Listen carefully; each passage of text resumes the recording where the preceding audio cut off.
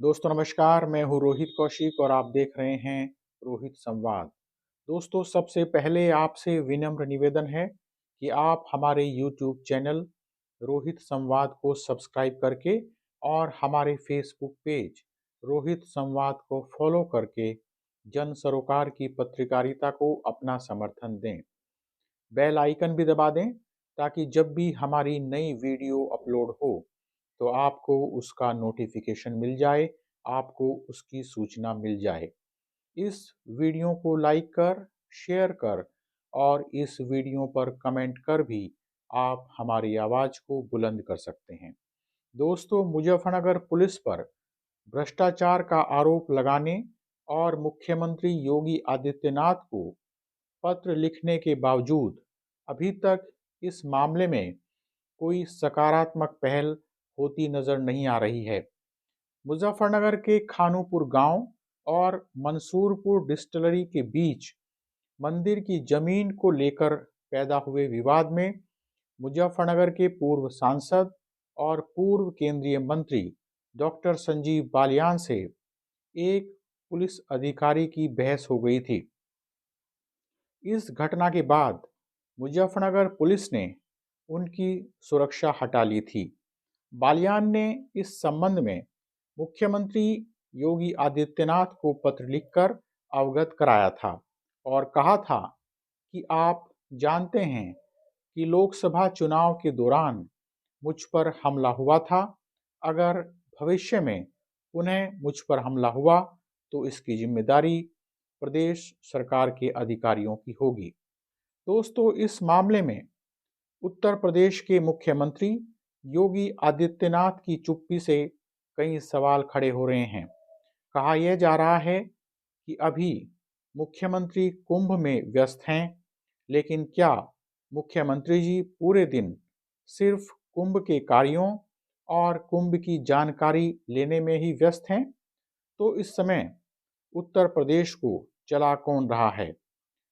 यह भी सकता है कि कुंभ में व्यस्त होने के बहाने मुख्यमंत्री योगी आदित्यनाथ को चुप रहने का बहाना मिल गया हो।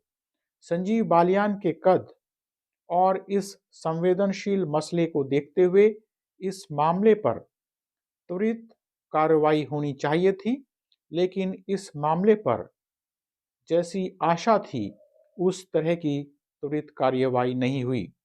तो क्या मुख्यमंत्री योगी आदित्यनाथ की चुप्पी कोई और कहानी कह रही है, कुछ और कहानी कह रही है? क्या यह कहानी किसी नई संभावना को जन्म दे रही है? इस मसले पर लोग अलग-अलग तरीके से अनुमान लगा रहे हैं और चर्चाओं का बाजार गर्म है। क्या कुछ समय पहले तक कोई यह अनुमान लगा सकता था कि डॉक्टर संजीव बालियान जैसे कद्दावर नेता के साथ ऐसा भी हो सकता है? इस मसले पर मुख्यमंत्री योगी आदित्यनाथ की चुप्पी को देखते हुए डॉक्टर संजीव बालियान के पक्ष में जाट समाज के अनेक लोग 19 जनवरी को एक महापंचायत करने जा रहे हैं। जाट समाज के कई लोगों ने यह मांग की है कि मंदिर की जमीन वापस मिलनी चाहिए और डॉक्टर संजीव बालियान की सुरक्षा भी वापस होनी चाहिए।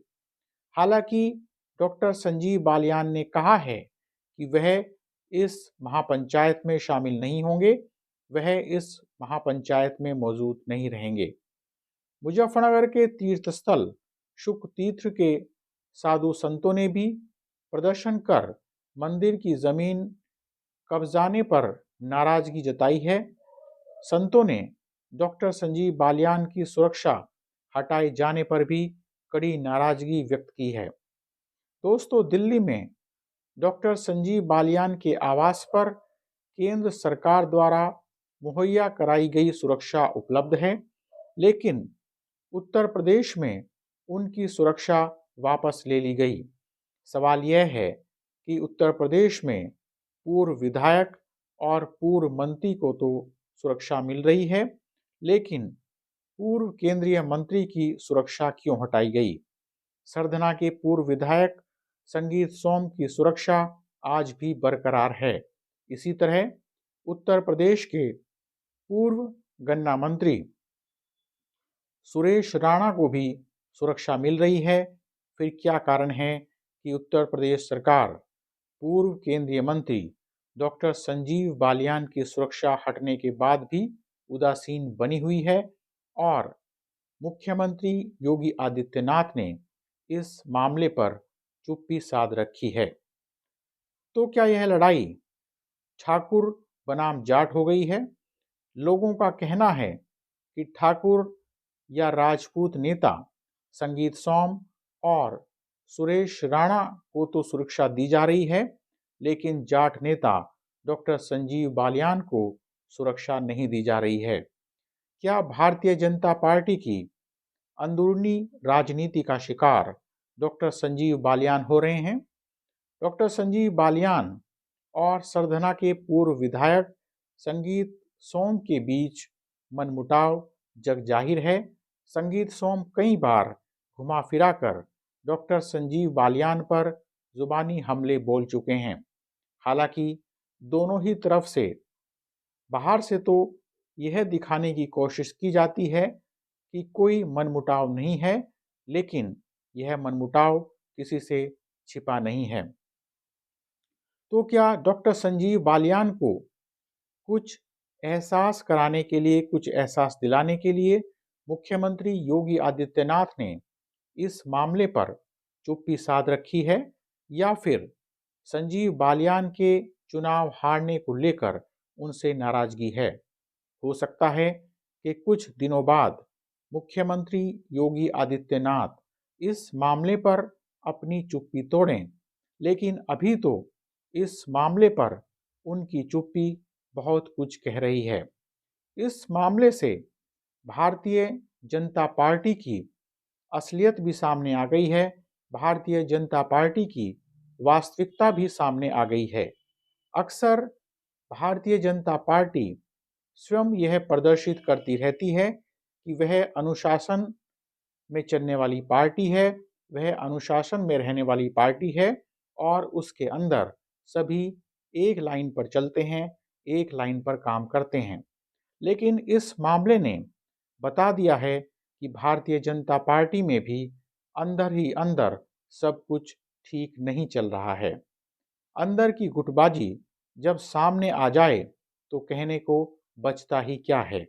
लेकिन इतना तो ध्यान रखा जाना चाहिए कि इस गुटबाजी से समाज में क्या संदेश जाता है।